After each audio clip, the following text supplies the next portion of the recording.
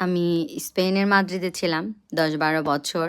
আমার হাসব্যান্ড আরও বেশি ১৫ বছরের মতো সে থেকেছে। তো সেখানেই আমাদের সবকিছু। আর যারা সেখানে থাকেন সবাই জানেন যে স্পেনের ওয়েদার এত সুন্দর লাভলি একটা ওয়েদার। আমি এখনও মানে আ যখন ঘুমাতে যাই মাঝে আমি সেটা অনুভব করি যে এত সুন্দর ওয়েদার, হ্যাঁ?